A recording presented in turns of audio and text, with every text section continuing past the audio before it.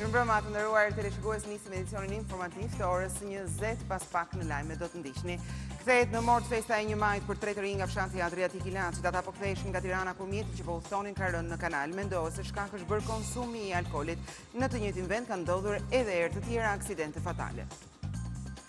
2 shqiptarët e arrestuar në Spanjë për trafik kokaine janë pilot profesionist të forcave ushtarake. Policia spanjolle ka bërë të ditur emrat e 2 të rinjve nga Hasi, saktëson se ata kanë marrë pjesë edhe në misione luftarake në Ballkan. Shqipëria nuk do ta ketë lehtë të bindë vendet anëtare për votën pro çeljes së negociatave. Zëvendës presidenti i Komisionit Evropian, ish ministri i jashtëm i Hollandës, deklaron në mënyrë të prerë se vendi ynë nuk i ka plotësuar kushtet dhe problemi më i madh është korrupsioni. Përmes një proteste simbolike, sot janë kujtuar 42 minatorët që kanë humbur jetën gjatë 5 viteve të fundit në galeritë e minierave, kryesisht në Bulqiz. Organizatorët thanë se jeta e një minatori vlen më pak se një palçizme. Në botë, punëtorët organizuan protesta të dhunshme. Trump ka shtyrë me 30 ditë afatin e negociatave për tarifat e aluminit dhe çelikut për vendet e Evropës. Ky vendim vjen pas kërcënimit të 3 superfuqive Gjermanisë, Anglisë dhe Francës, që deklaruan se do të kundërpërgjigjen në të njëjtën mënyrë ndaj Shteteve të Bashkuara të Amerikës. Pas pak do të nisë në Santiago Bernabeu takimi i kthimit mes Realit të Madridit dhe Bayernit të Muniut. Gjermanët ndihen optimist se do të kualifikohen për në finalen e Kijevit. Ndeshja e parë përfundoi me fitoren e spanjollëve 2-1.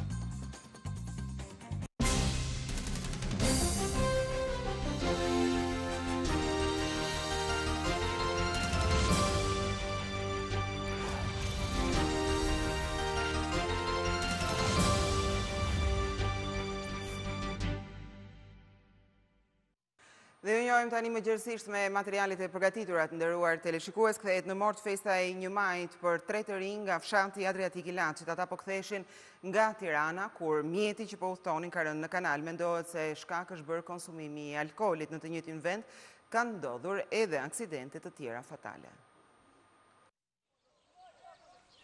3 të rinj kanë humbur jetën pasi makina e tyre doli nga rruga dhe përfundoi në një kanal në fshatin Adriatik të Kurbinit. Viktimat janë Juli Margjoni, 22 vjeç banues në Tiranë, Simon Kaza, 20 vjeç banues në Adriatik dhe Bert Marku, 17 vjeç banues në Adriatik. Të rinjt ishin duke u kthyer në shtëpi pas festimeve për 1 maj në Tiranë. Makina e tyre tip Lancia, e cila drejtohej nga 22 vjeçari Juli Margjoni, humbi kontrollin duke përfunduar në një kanal, ndërsa të rinjt që ndodheshin brenda gjetën vdekje në vend. U desh një orë që Vinçi të nxirrte mjetin nga kanali. Sipas policisë, konsumimi i alkoolit tej normave të lejuara mund të jetë bërë shkak për këtë aksident. Banorët e zonës thonë se vetëm vitin e kaluar në këtë vend ka ndodhur 3 aksidente me pasojë vdekjen. Janë gjithsej 7 kilometra rrugë, tërësisht e dëmtuar dhe problematike që ka shkaktuar deri më tani 6 viktima.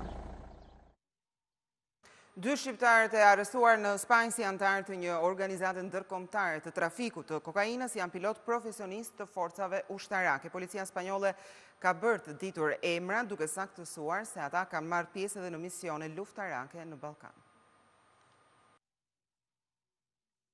2 pilotët shqiptar të arrestuar në Spanjë pasi punonin për një organizatë të trafikut ndërkombëtar të kokainës janë ushtarak në profesion. Mediat spanjolle kanë publikuar emrat e tyre. Ata janë Julian Deblini dhe Dritan Gradica, të 2 nga Hasi, për të cilët theksohet se madje kanë marrë pjesë edhe në misionet luftarake në Ballkan. E pyetur nga Klan Plus, Ministria jonë e Mbrojtjes deklaron se 2 të arrestuarit nuk janë aktualisht pjesë e forcave të armatosura shqiptare. 2 shqiptarët e arrestuar në hollin e një hoteli mendohet se janë edhe bosët e kësaj linje që u zbuluan në kryeqytetin spanjoll. Sipas autoriteteve spanjolle, ky grup kriminal ishte i specializuar në transportin e sasive të mëdha të kokainës nga Kolumbia në Europë. Droga paketohej dhe transportohej me avion charter që pilotoheshin nga 2 pilotët shqiptar. Trafiku i lëndës narkotike kryhej në kamuflimin e një kompanie që ofronte transport mallrash. Hetimet për këtë organizat kishin nisur në nëntor të vitit të kaluar, kur autoritetet zbuluan ekzistencën e saj. Veç policisë vendase në operacionin e dieshëm morën pjesë edhe Europol dhe DEA amerikane. Bashkë me arrestimin e 5 trafikantëve u bllokua edhe 1 ton kokainë, sasia e fundit që ishte transportuar nën monitorimin e policisë. Departamenti Amerikan i Shtetit e cilëson Shqipërinë si vend të rrezikuar nga pastrimi i parave. Sipas raportit të fundit, shkak për këtë fenomen është niveli i lartë i korrupsionit, por dhe trafiku i drogës dhe evazioni fiskal. Shqipëria mes vendeve tepër të prekura dhe të rrezikuara nga fenomeni i pastrimit të parave. Ky është konkluzioni në raportin e Departamentit Amerikan të Shtetit për vitin 2017, i cili rendisi shkaktare për këtë, korrupsionin e lartë dhe institucionet e dobta të drejtësisë. Shqipëria ka një nivel të lartë të paras kesh në ekonomi dhe sektori informal me flukse domethënëse parash që hyn nga jashtë në formën e remitancave. Aktivitetet kriminale që gjenerojnë më shumë të ardhura janë trafiku i drogës, evazioni fiskal, kontrabanda dhe trafiku i qenieve njerëzore. Referuar raportit, kontrabanda për mallrat në treg të zi lehtësohet nga vetë autoritetet doganore dhe nga kontrolli i dobët i kufive. Për këtë arsye, Shqipëria vijon të jetë një pikë kyçe për prodhimin dhe trafikimin e lëndëve narkotike, thekson raporti. Edhe pse vlerësohet shtimi i hetimeve për pastrimin e parave, rastet e ndëshkimeve janë të ulta. Vetingu i gjykatësve dhe prokurorëve shihet sipas dash zgjidhja e shkëputjes së lidhjeve të zyrtarëve me krimin. Megjithatë, përpjekjet për implementimin e reformave në vitin 2017 në ngritjen e një sistemi efektiv kanë rezultuar të dobta. Mungesa e bashkëpunimit mes policisë, prokurorisë dhe gjykatës sipas ministrit të Brendshëm është shkaku pse peshqit e mëdhenj nuk po bien në rrjet. Fatmir Xhafaj tha se ndëshkimi i zyrtarëve të korruptuar vjen vetëm nëse funksionojnë këto institucione. Ministri i Brendshëm Fatmir Xhafaj ka kërkuar ndihmën e prokurorisë për kapjen e të ashtu quajturve peshq të mëdhenj. Agjensitë të rëndësishme ligjzbatuese siç janë policia, prokuroria dhe gjykata që jep drejtësi, nëse këto janë institucione të ndershme dhe të afta profesionalisht, këto nuk korruptohen. Kjo është ajo që do të çojë pikërisht tek gjithë kjo pritshmëri e lartë, edhe për t'ju dhënë ndëshkimin e duhur pasaj zyrtarëve që kanë abuzuar me pushtetin ose si quhen ndryshe me drejt peshqve të mëdhenj. Që peshku i madh të përfundojë atje ku duhet këtë rrjet. Dhe rrjeta janë policia, prokuroria dhe gjykata. Xhafaj i konsideroi spekulime pretendimet se efektivët e policisë janë mbingarkuar me dokumenta për të kaluar vetingun. Është një spekullim i qëllimshëm, sepse ne kemi ndërtuar këtë proces që të jetë sa më i lehtë. E kemi lehtësuar nga të gjitha llojet e detyrimeve që kanë për të mbledhur dokumenta pafund.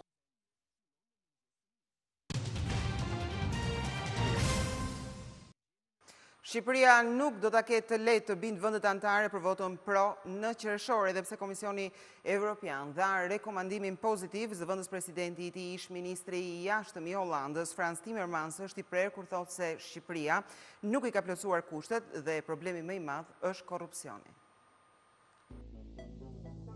Zëvendës presidenti i Komisionit Evropian Frans Timmermans ka deklaruar për televizionin publik holandez NOS se nuk duhet të nxitohemi për hapjen e negociatave me Shqipërinë. Timmermans kujton kohën kur në postin e ministrit të jashtëm të Holandës në vitin 2014, pavarësisht se edhe në atë kohë Shqipëria nuk i plotësonte kushtet, ai ndikoi që të hiqte veton e vendit të tij. Këtë radhë, Timmermans thekson se Shqipëria nuk është gati për hapjen e negociatave pavarësisht rekomandimit pozitiv të Komisionit Evropian.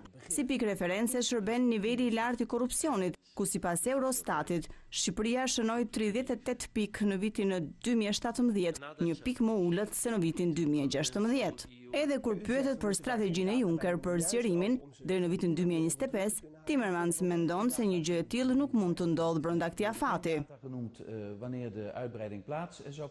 Nuk ka afate. Komisioni Evropian po shfaq fatkeqësisht sinjale të paqarta në lidhje me pranimin e vendeve të Ballkanit Perëndimor. Asu nuk dëshiroj të mendoj tani për një datë të mundshme antarësimi. Shtetet ballkanike le të përmbushin më parë të gjitha kushtet dhe ne do të shohim për mëtej. Dat is niet een datum noemen, dan worden ze dit. Dat is gewoon zeggen, als ze door zouden gaan, dan zou dat ook moeten zijn. Dhe në fakt jo të gjithë krerët e qeverive europiane, përfshirë kryeministrin holandez Mark Rutte, janë entuziast për një zgjerim të Bashkimit Evropian në anën juglindore të kontinentit. Këto shtete nuk janë ende gati për t'u antarësuar, pasi nuk kanë ende rezultatet, domethënëse kur bëhet fjalë për luftën ndaj korrupsionit, forcimin e gjyqësorit dhe lirinë e shtypit. Por nuk ka vonuar edhe kundërpërgjigja përmes shtypit holandez nga vetë kryeministri shqiptar Edi Rama. Në një të përditshme lexuesit holandez kanë lexuar intervistën e titulluar "Shqipëria nuk e ka njohur kurrë demokracinë". Rama pyetet në fillim të intervistës se a e kupton mesazhin e qeverisë holandeze të kryeministit Rutte se Shqipëria duhet së pari të ndalojë korrupsionin dhe se vetëm atëherë do të flasim më tej për negociatat. Dhe kryeministri shqiptar, që cilësohet edhe si një artist politikan ekstravagant, i njohur për kryemishat e tij, nuk kursen batutën për homologun holandez. Në të njëjtën kohë, Hollanda thotë se ardhmja jonë është në Bashkimin Evropian. Me fjalë të tjera, përfundimisht do të martohemi. Si të fejuar, ne duhet të paktën të bisedojmë me njëri tjetrin, por ne vetëm sapo trokasim në derën e Bashkimit Evropian. Ne nuk po hym përfundimisht brenda. Kryeministri thekson se po merret seriozisht lufta ndaj korrupsionit. Në gjyqësorin shqiptar, 21 gjyqtar të mënjorë dhe prokuror publik u hodhën jashtë sistemit në një kohë të shkurtër, sepse nuk dhanë shpjegime bindëse për pasurinë e tyre të madhe. E njëjta gjë e pret edhe policinë. Ne u kemi dhënë një mandat kushtetues për të vepruar në zbatimin e reformës në drejtësi. Vëzhguesve ndërkombëtar përfshirë një ekspert holandez. Hollanda nuk duhet ta minojë shpresën tonë, dhe nëse Shqipëria një ditë do të antarësohet, ndoshta unë dhe Rut nuk do të jemi më kryeministra. Rama pyetet nëse rikthimi në pushtet i princit Leka mund të ndryshonte Shqipërinë me zero eksperiencë në demokraci dhe kryeministri përgjigjet. Mund t'ju them se është ndryshe një shtëpi mbretërore në Ballkan sesa tek ju. Prica tani duan pushkët më shumë se tulipanët. Shtypi holandez parashikon deri në 15 vite kohë para se Shqipëria të jetë gati për të antarësuar në Bashkimin Evropian.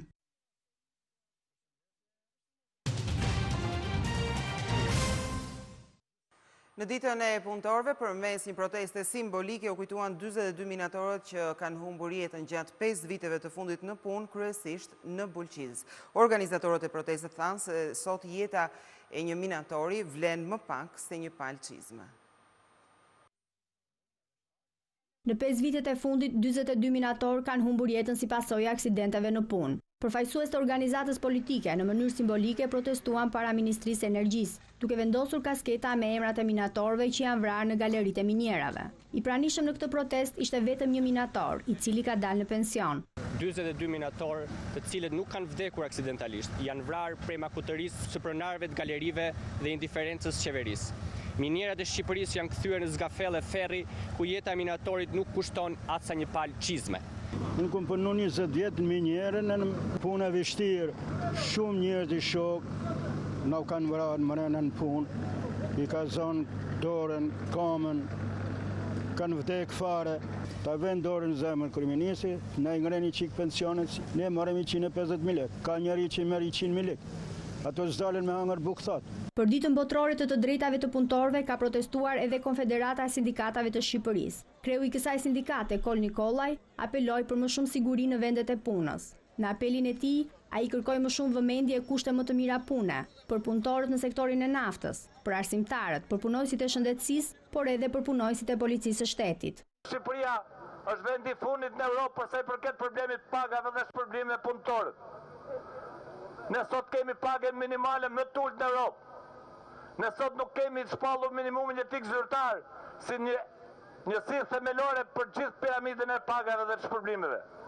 Sipas të dhënave nga Inspektoriati Shtetëror i Punës, numri i personave që vdesin në punë po vjen në rritje. Në vitin 2016 humbën jetën 12 punëtor, në 2017 18 punëtor. Ndërkohë që vetëm në 3 muajt e parë të këtij viti kanë vdekur 6 punëtor për mungesë të kushteve teknike. Sektorët që rrezikojnë jetë njerëzish janë minera dhe ndërtimi. Në panajirën e punës që u hap ditën e sotme, shumica e qytetarëve kërkojnë një vend në administratën shtetërore. Shumë prej tyre nuk kanë preferuar të aplikojnë në stendat e panajirit, por ju drejtuan politikanëve të pranishëm në aktivitet që të ndihmonin për një punë. Sheshi Skënderbeu u kthye për një ditë vetme në një panajër pune. 50 kompani private dhe shtetërore ofruan në ditën e punëtorëve punë për ata që nuk e kanë një të tillë. Tek Departamenti i Administratës Publike, pasi shoqja i plotësoi kriteret për të qenë pjesë për aplikimin, edhe për të vazhduar konkurimin në fushën e arsimit. Për profil gjuhës italiane. Dhe sa vende pune mund gjenden deri tani?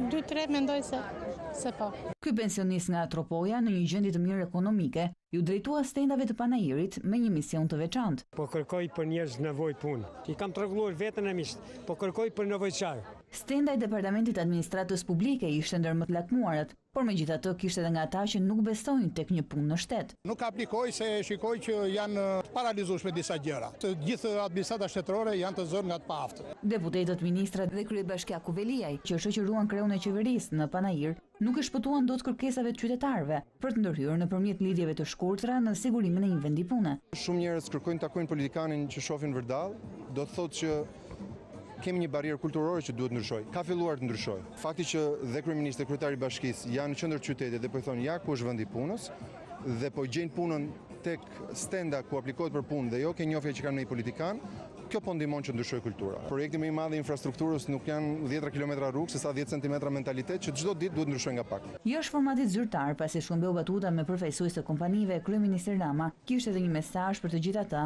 që ankohen se nuk ka punë. Duhet të luftojmë të gjithë bashku me një psikologji të rëndë të trashëguar se më mirë një punë shteti ose pastaj në kafe me lekët e babit dhe të mamit, edhe në Facebook duke thënë kryeministri do legend na gjej punë. Për ekspertët e çështjeve të punësimit në vendin ton, kultura e protestës mbetet shumë e vënë. Këtë Kosta Bajraba thotë se mungon solidariteti mes punonjësve.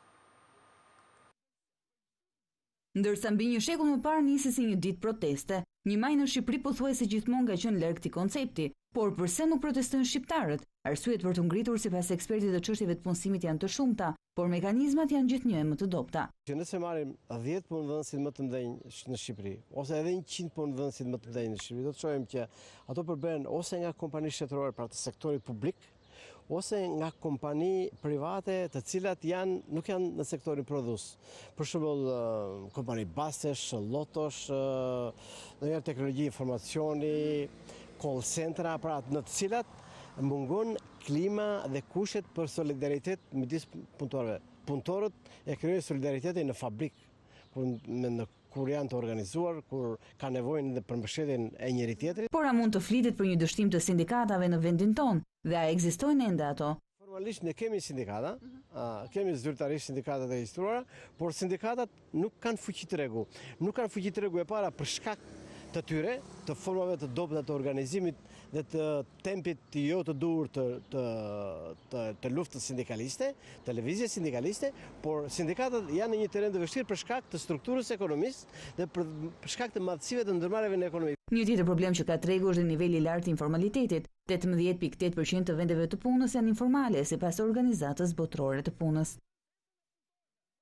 Ndryshe nga Shqipëria që feston në ditën e punëtorëve, në botë 1 maj pritet me protesta. Sheshet e kryeqyteteve të ndryshme u mbushën me protestues që kërkojnë më shumë të drejta dhe paga më të larta. Në disa prej tyre nuk munguan as përleshjet me policinë. 1 maj është pritur me protesta në kryeqendrat e Evropës. Në Paris, rreth 1200 militantë ekstremit të majt me kapuç në kokë kanë kryer akte vandalizmi në rrugët e kryeqytetit francez. Protestuesit i kanë vënë flakën disa bizneseve si dhe hedhur gaz lotësielës kundër gazetarëve. Forcat e rendit janë kundërpërgjigjur, ndërkohë që ministri i Brendshëm ka deklaruar se do të arrestohen të gjithë përgjegjësit e akteve të dhunshme. Qendra e kryeqytetit grek Athina u pushtua nga mira njerëz që bllokuan për disa orë metron dhe çdo mjet të transportit publik. Edhe në Rusi, mira punëtor dolën në shesh për të kërkuar të drejtat e tyre, ku edhe incidentet nuk munguan.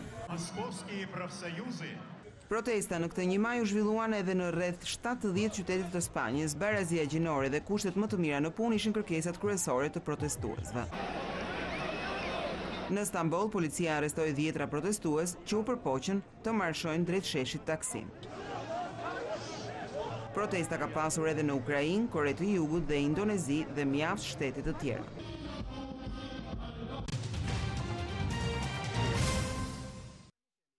Donald Trump ka shtyrë me 30 ditë afatin e negociatave për tarifat e aluminit dhe çelikut me Kanadan, BE-n dhe Meksikën.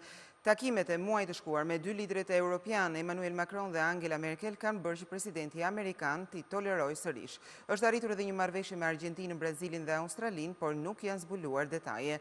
Në muajin mars, administrata amerikane ka vendosur tarifa për importin e aluminit dhe çelikut përkatësisht 10% dhe 25% për shumë vende të botës. Në një deklaratë për shtyp nga Shtëpia e Bardhë, u thanë se shteti amerikan do të mbrojë sigurinë kombëtare dhe prandaj po i merr këto vendime. Po bëhen gjithnjë e më konkrete detajet rreth takimit mes Donald Trump dhe Kim Jong-un. Lideri i Koreas së Veriut është gati të takojë kreun e Shtëpisë së Bardhë, pikërisht aty ku shkrin akujt mes dy Koreve në Shtëpinë e Paqes.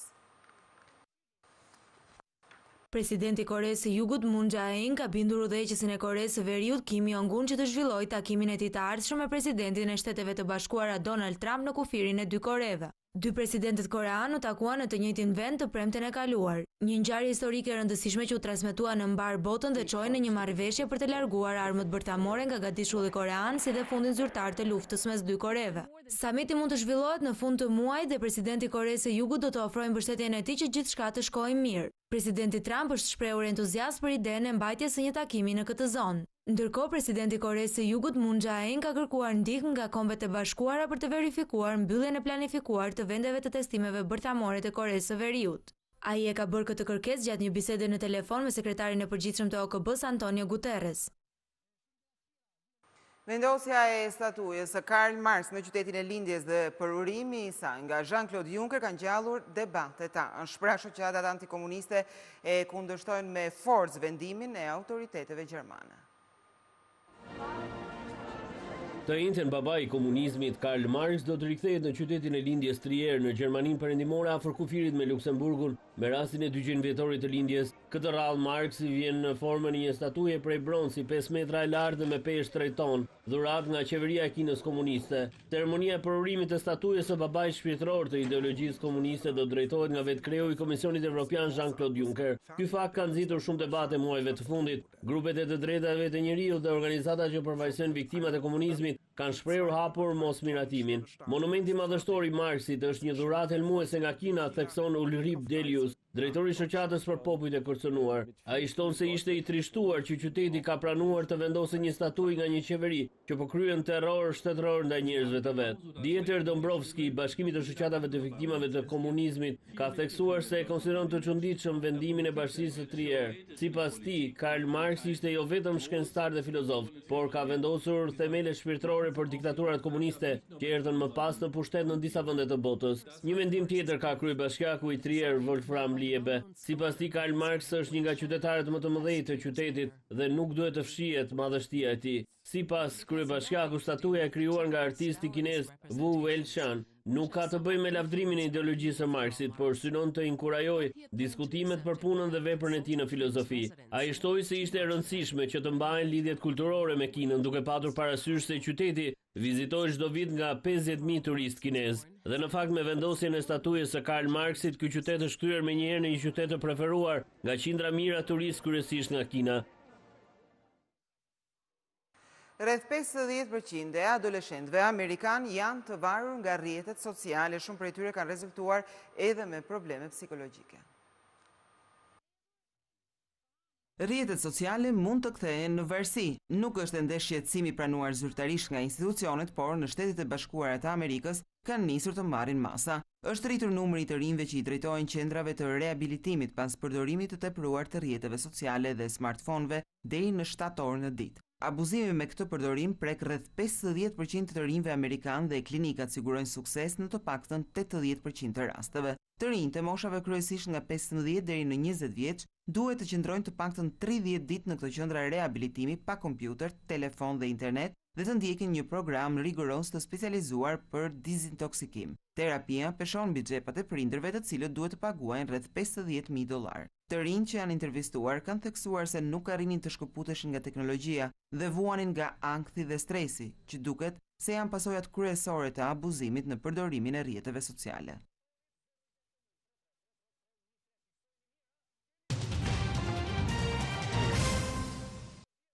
Pas pak do të nisë në Santiago Bernabeu takimi i kthimit mes Realit të Madridit dhe Bayernit të Munichut. Gjermanët ndihen optimist se do të kualifikohen për në finale. Kujtojmë që ata janë mundur 2-1 në shtëpi.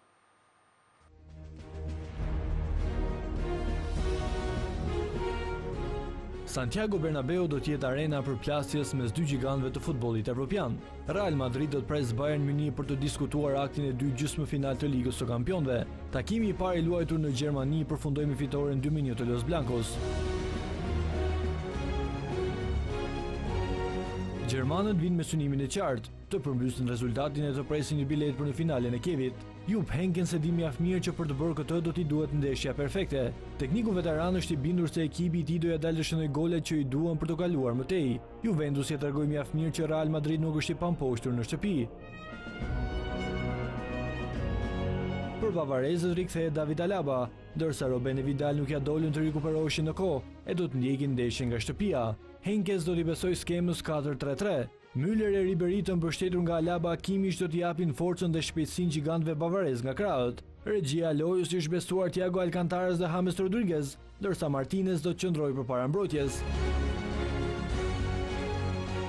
Nga ana tjetër, Zinedine Zidane e di mjaft mirë që përballë Bayern nuk do të jetë as pak e lehtë. Ai kërkoi nga ekipi të shënojë sa më shpejt për të mos vënë në diskutim kualifikimin. Në vend të Carvajal do të luajë Lucas Vazquez, që do të kompletojë skemën 4-4-2 të spanjollëve.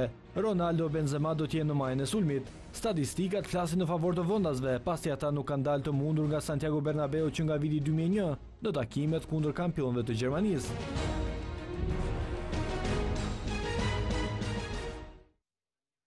Mediat italiane zbulojnë se trajneri i ri kombëtares do të jetë Roberto Mancini. Ai do të marrë drejtimin këto ditë menjëherë pas zgjidhjes së kontratës me ekipin rus të Zenitit. Pritet të përfitojë 5 milion euro në vit. Në 23 mars të vitit 1994, Roberto Mancini luante ndeshjen e fundit me fanellën e përfaqësueses italiane. 24 vite më vonë ai rikthehet sërish te kombëtarja azure, kësaj here në rolin e trajnerit. Mësohet se tekniku i Zenitit të Shën Peterburgut ka arritur akordin me drejtuesit e Federatës Italiane të Futbollit dhe pritet të nisë së shpejti punën me 4 herë kampionët e botës. Sipas asaj që raportojnë mediat, nga përtej detit çdo gjë është e mbyllur dhe pritet vetëm firma me teknikun. Mësohet se Mancini do të përfitojë rreth 5 milion euro në vit. Pak ditë më parë u përfol se Federata Italiane kishte një akord me Carlo Ancelottin për kushtet ekonomike që kishte vendosur tekniku, duket se ishin shumë të larta për azurët, të cilët vendosën të rikthehen tek pista Mancini. Tekniku pritet të prish kontratën me ekipin e Zenitit dhe të bëjë debutimin në stolin e Italisë në 28 maj në misionen kundër Arabisë Saudite. Më pas do të përballet me ekipe si Franca apo Holanda, ndërsa gjatë verës do të mund të mendojë për Ligën e Kombeve dhe kualifikuesit e Euro 2020.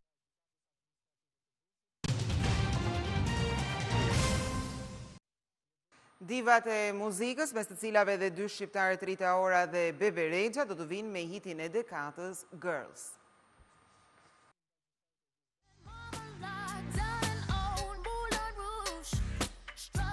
Lady Marmalade në vitin 2001 mblodhi divat e muzikës botërore, por pas gati 2 dekadash këngëtarët më të mira të momentit do të bashkohen për një tjetër hit. E sigurisht që mes tyre janë 2 bukuroshet shqiptare, Rita Ora dhe Bebe Rexha.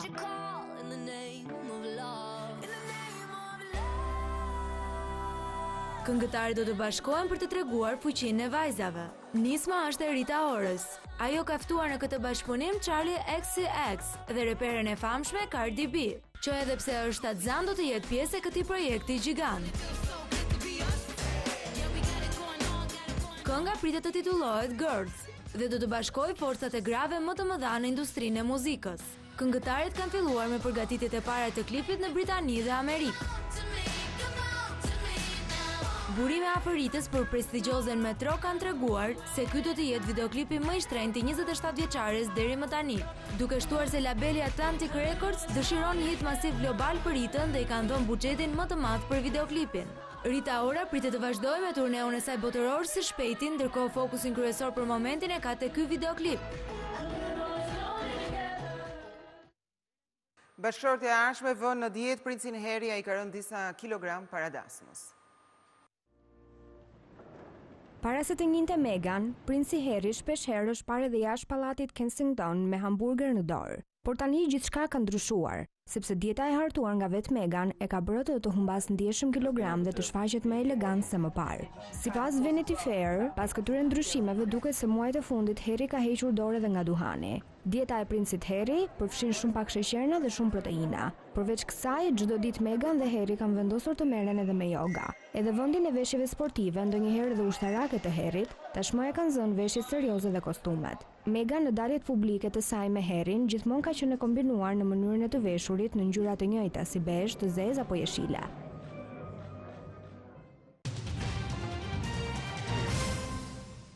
Ka një përplasje të madhe mendimesh nëse ekzistojnë apo jo fëmijët me aftësi të jashtëzakonshme. Shkenca ka provuar se kjo nuk është e vërtetë.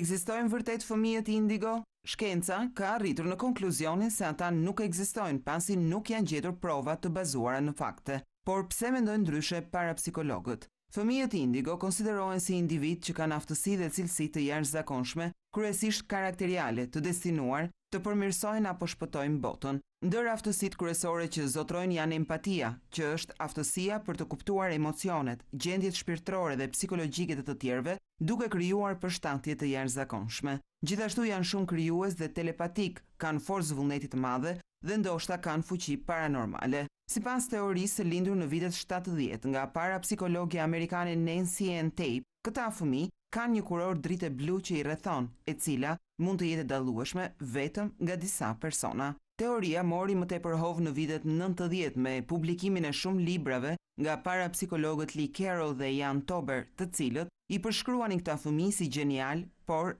rebel. Që këtej mori fam ideja e subkulturës New Age për fëmijët indigo, gjë që nxiti kuriozitetin e shkencës. Dhe sot, pavarësisht suksesit, studimet thonë se kjo teori është e ngritur pas një bazë shkencore.